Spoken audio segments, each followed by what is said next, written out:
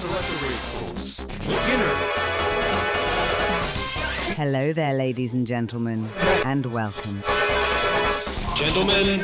Today we will be playing the legendary racing game, Daytona USA.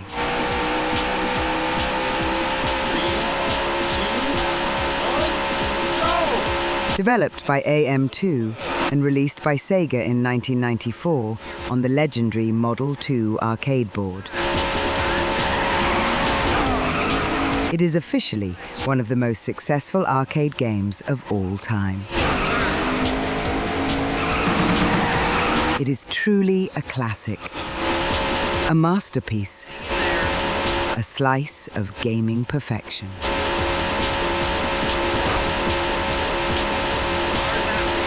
The game kept it simple but perfect with 3 courses.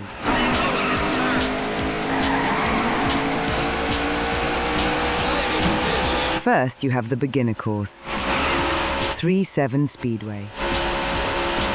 You do 8 laps on this oval track, competing with 39 other CPU-controlled cars, all starting with a rolling start.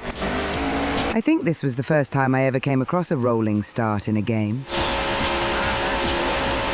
This is the easiest track, and you basically just turn left. But it's always exciting with all those other cars battling it out to get ahead. And it's hard to miss that massive Sonic carved into the mountain on the last turn.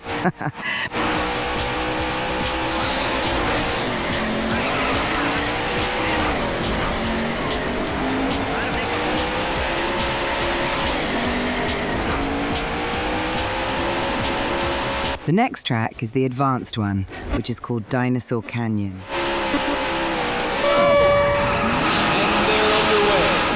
This involves doing 4 laps with 19 other cars, all racing for pole position. This is a great track with some nice elevation and slopes in the roads.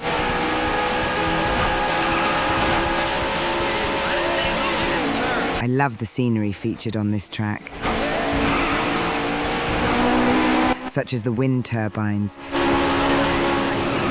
and the giant stone dinosaur on the last turn.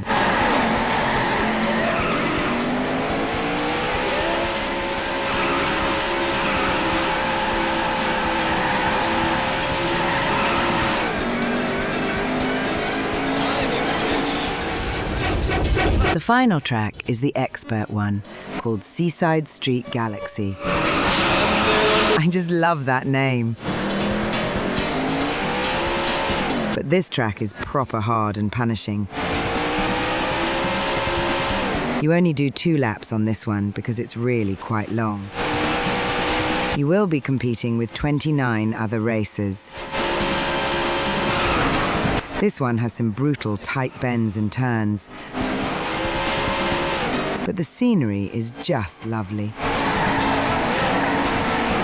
It's got a gorgeous coastline featuring a massive pirate ship docked in the harbour on the last corner, a nice lighthouse on the cliffs, a giant suspension bridge which looks like the Golden Gate Bridge, and, for some wild Sega reason, an entire space shuttle sitting on a launch pad right next to the track.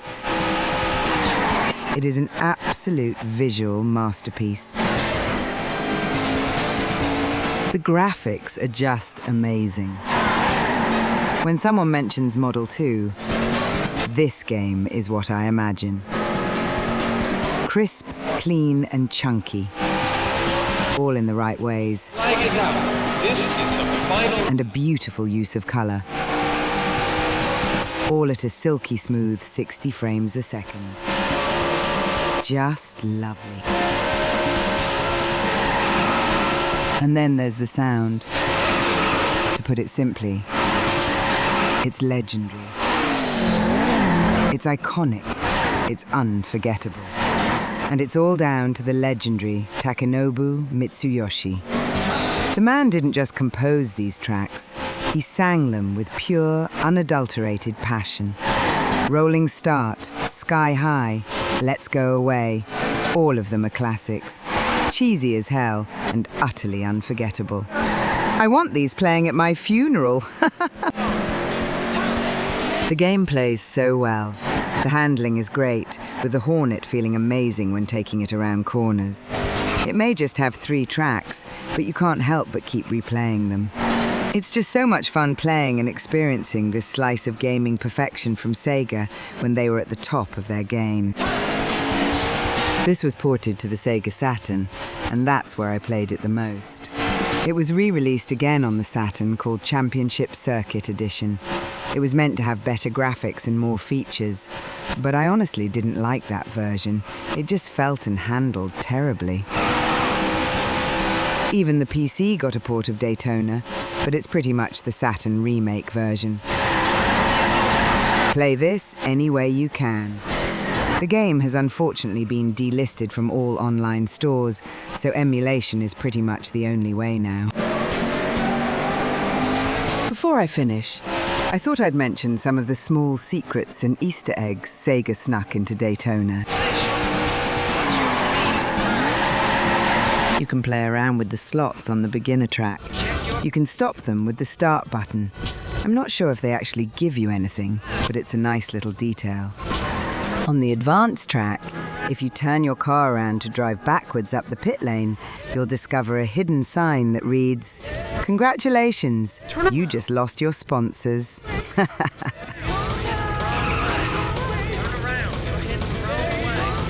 On the expert track, if you pull up to the giant statue of Jeffrey from Virtua Fighter and repeatedly smash the start button, he literally spins around and stands on his head. Also, the game will play a secret jingle if you put certain initials in as your name. Here is a list of all of them.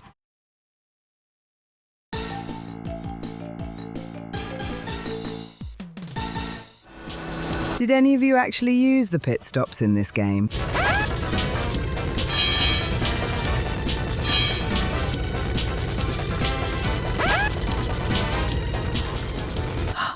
And whose face is this on the billboard? Does anyone know? I always thought it was Jeffrey. Thank you for watching. Enjoy the rest of the video. And with that, it's game over. For now.